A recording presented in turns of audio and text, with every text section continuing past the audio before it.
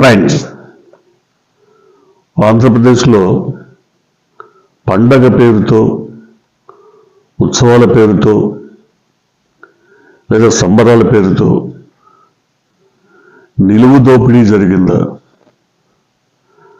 సాధారణ ప్రజలు, సామాన్య ప్రజల నిలువు దోపిడీ జరిగినట్టుగా భావిస్తున్నారు.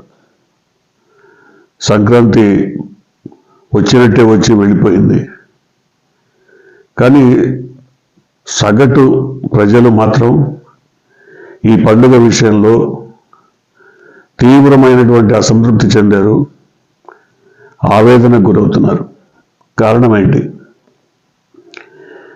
ఇంతకుముందు 5 సంవత్సరాల్లో ఎప్పుడూ లేని విధంగా ధరలు విపరీతంగా పెరిగిపోయాయి. ఊహాతీతమైనటువంటి పెరుగుదల.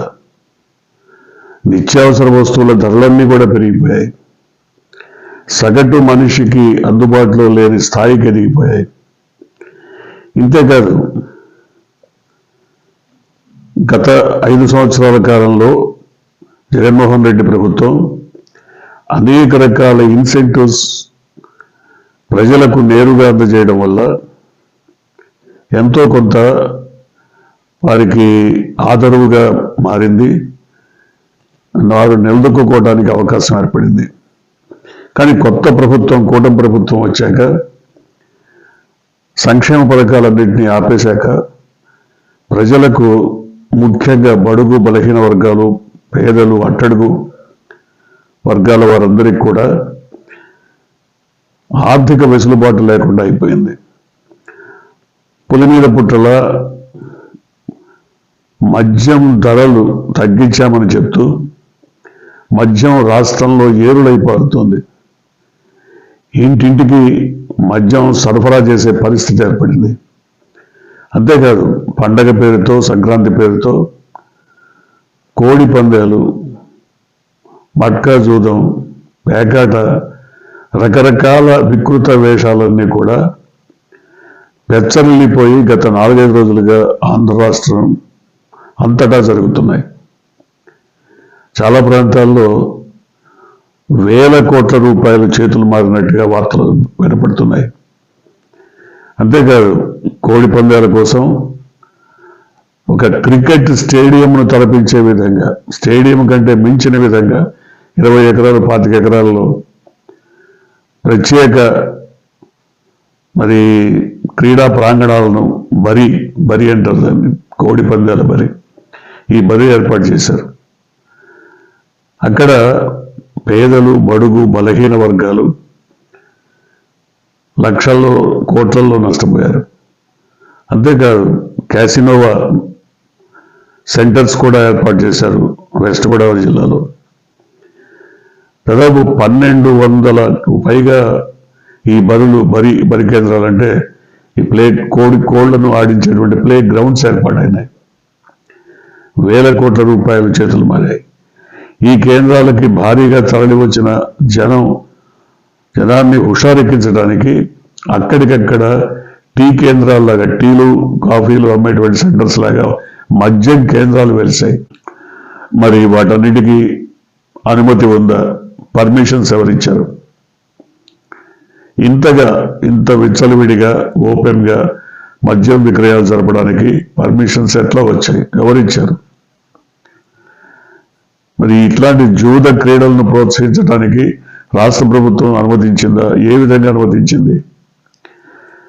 ఇక్కడ అనుమతి విషయం పక్కన పెడితే, ఈ క్రీడల్లో, కోడి పందాల్లో కానీ, మట్కాలో కానీ, పేకాటలో కానీ, వీటన్నిటిలో నేరుగా మంత్రులు, డిప్యూటీ స్పీకరు లేదా ఎమ్మెల్యేలు, ఎమ్మెల్సీలు, ఎంపీలు నేరుగా పాల్గొని ఈ క్రీడల్ని ప్రోత్సహించారు. ఇందుకు వందల కొద్ది వీడియోలు సాక్ష్యాలుగా బయటకు వచ్చాయి, 1-2 కాదు. సో ప్రభుత్వమే నేరుగా జూద క్రీడని, కోడి పందాలని, పేకాట క్లబ్బుల్ని, మద్యం ఏరులై పాలడాన్ని, అశ్లీల నృత్యాలను ప్రోత్సహించింది. పూర్తిగా నగ్న దృశ్యాలతో అశ్లీల నృత్యాలన్నీ హుషారెక్కించే విధంగా ఏర్పాటు చేశారు. సో ఎందుకింత విచ్చలవిడితనం? ఎందుకు ఇంతగా బరి తెగింపు అంటే కూటమి ప్రభుత్వానికి ఒకటే లక్ష్యం, సంపద సృష్టి. సంపద ఏ రకంగా సృష్టించాలి? పేదల కడుపు కొట్టి, పేదల నోట్లో మట్టి కొట్టినా, వారి ఆరోగ్యం చెడిపోయినా, ఆస్తులు కోల్పోయినా ప్రభుత్వానికి డబ్బులు రావాలి. సంపద సృష్టించడం ఎలా? సో ఇదే గనక లక్ష్యమైతే ఆంధ్రప్రదేశ్ అంతటా కూడా గత 3-4 రోజులుగా జరిగినటువంటి ఉన్మాద క్రీడలు ఎంతగా ప్రజల్ని బలి చేశాయో అర్థం చేసుకోవచ్చు. ఎందుకు ఇంతగా చెప్పుకోవాల్సి వస్తుందంటే, ఏవైతే జూద క్రీడల్ని ప్రభుత్వం బ్యాన్ చేసిందో, నిషేధం విధించిందో, గత కొంతకాలంగా వాటిపైన మరి తీవ్రమైనటువంటి ఒత్తిడి తీసుకొచ్చి వాటిని ఆపేశారు. ఇప్పుడు అవే క్రీడల్ని బహిరంగంగా ప్రోత్సహించారు. ఇది తప్పిదమని తెలిసే, ఇది సమంజసం కాదని తెలిసి కూడా వీటిని ప్రోత్సహించారు. సో ఇక్కడే గత ప్రభుత్వానికి ఈ ప్రభుత్వానికి తేడాను ప్రజలు అర్థం చేసుకోగలుగుతున్నారు. ఇంతగా తెగింపుకు కారణం నేరుగా ఎంపీలు, ఎమ్మెల్యేలు, మంత్రులు, హోంమంత్రి సహా, డిప్యూటీ స్పీకర్ సహా ఇతర మంత్రులు మరి బరిలోకి దిగి వీటిని ప్రోత్సహించడమే ప్రధాన కారణంగా చెప్తున్నారు. అనేక ప్రాంతాల్లో ఘర్షణలు జరిగాయి, గొడవలు, కొట్లాటలు జరిగాయి, వేల కోట్ల రూపాయలు చేతులు మారాయి. మరి ఎంత జరుగుతున్నా కూడా ప్రభుత్వం వైపు నుంచి కనీస స్పందన లేకపోవడమే కాకుండా ఈ ధనమంతా ఎక్కడికి పోయింది, ఎవరి చేతుల్లోకి వచ్చింది, ఇది చాలా కీలకమైనటువంటి విషయం. ముఖ్యంగా పెట్టుబడిదారులు ఎవరు, వాళ్ళకు వచ్చిన లాభాలేంటి, ఇది ఆలోచిస్తే ఈ వేల కోట్ల రూపాయలు ఎక్కడికి పోయినాయో అర్థమైపోతుంది. ముఖ్యంగా పెట్టుబడిదారులంతా కూడా కూటమి ప్రభుత్వానికి అనుయాయులు, లేదా ఆ పార్టీలకు సంబంధించిన ముఖ్య నాయకులు, లేదా పార్టీ కేడర్లోని అనుచరుల్లోని కీలక వ్యక్తులు. సో అన్ని పార్టీల జెండాలు కూడా ఈ సందర్భంగా అక్కడ రెపరెపలాడాయి. కూటమికి సంబంధించి అన్ని పార్టీల జెండాలు, అన్నిటిలో ఎక్కువగా పచ్చ జెండాలు. ఈ క్రీడా ప్రాంగణాలు, వీటిని క్రీడలు అనొచ్చు, జూదం అనొచ్చు, లేదా పల్లెటూరి పామర భాషలో బరి. ఈ బరిలో అన్ని పార్టీల జెండాలు రెపరెపలాడాయి. ఎందుకు చెప్పుకోవాల్సి వస్తుందంటే, జనసేనకు సంబంధించి ఒక ముఖ్య నాయకుడిని ఇవాళ పార్టీ వెలివేసింది. ఇలాంటి జూద క్రీడను ప్రోత్సహించి లేదా వీటికి రాజకీయ రంగు పులిమి తమ పార్టీ జెండాలతో క్రీడల్లో పాల్గొన్నటువంటి ఒక వ్యక్తిని జనసేన అధికారికంగా వెలేసింది. మరి ఆ ఒక్క వ్యక్తే తప్పు చేశాడా, ఇంకెవరు తప్పు చేసిన వాళ్ళు లేరా అంటే చాలామంది ఉన్నారు. చాలా ప్రాంతాల్లో చాలామంది ఈ విధంగా ప్రోత్సహించిన వాళ్ళు ఉన్నారు. మరి వారందరినీ ఎందుకు వెలేయలేదు? ఇది జనసేన సమాధానం చెప్పాల్సినటువంటి అవసరం ఉంది. కానీ జనసేన చేసినంత సాహసం కూడా టీడీపీ చేయలేదు. ఈ క్రీడల్ని ప్రోత్సహించడంలో టీడీపీ అందరికంటే ముందుంది.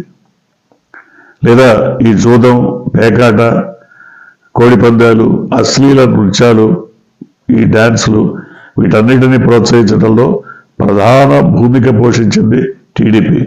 కానీ టీడీపీకి నైతిక విలువలు లేవా? టీడీపీ నైతికంగా ఎంత పతనమైన డబ్బే లేదా సంపాదనే లక్ష్యంగా పనిచేస్తుందా? ఇప్పుడు తేటతెల్లమైపోతుంది. ప్రతి గ్రామంలో మరి సంక్రాంతి సందర్భంగా కోడిపందాలు, జూదం, పేకాట, రకరకాల గుండాట, ఇంకేదో లేదా ఈ నగ్న దృశ్యాలతో అశ్లీల డ్యాన్సులు ఇవన్నీ నడిచాయి. అయితే కొన్ని ప్రాంతాల్లో పోలీసులు ప్రేక్షక పాత్ర వహించారని వార్తలు వచ్చినా, కొన్ని ప్రాంతాల్లో పోలీసులే ప్రోత్సహించారు, పోలీసులు కూడా వీటిల్లో పాల్గొన్నారు అన్నది తాజాగా వినపడుతున్నటువంటి మాట.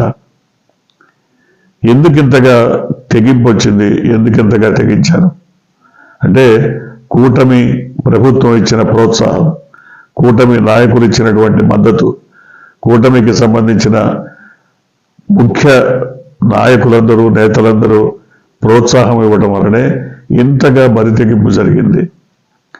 1200 కేంద్రాలు ఏర్పాటయ్యాయంటే ఆలోచించుకోవచ్చు.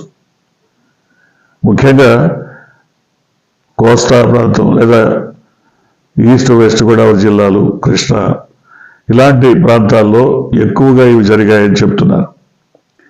అంటే రాయలసీమలో తక్కువగా ఉండొచ్చు, కానీ ఎక్కడైతే కోస్తా ప్రాంతం ఉందో లేదా రాయలసీమ ఈస్ట్ వెస్ట్ గోదావరి జిల్లాలు ఉన్నాయో, కొంత ఉత్తరాంధ్ర ప్రాంతం ఉందో, వీటి ప్రాంతాల్లోనే ఎక్కువగా ఇలాంటి జూద క్రీడలు మరి నిషేధిత కార్యకలాపాలు అనేకం సాగాయి. ముఖ్యంగా అన్నిటికంటే మందు ఏరులై పారటం, మద్యం ఏరులై పారటం, ఊహాతీతంగా అసలు ఊహించని విధంగా వేల కోట్ల రూపాయల ఆదాయం ఈ 3 రోజుల్లోనే వచ్చిందంటే నమ్మలేము. కానీ ప్రజలు మాత్రం ఇప్పుడిప్పుడే రియలైజ్ అవుతున్నారు.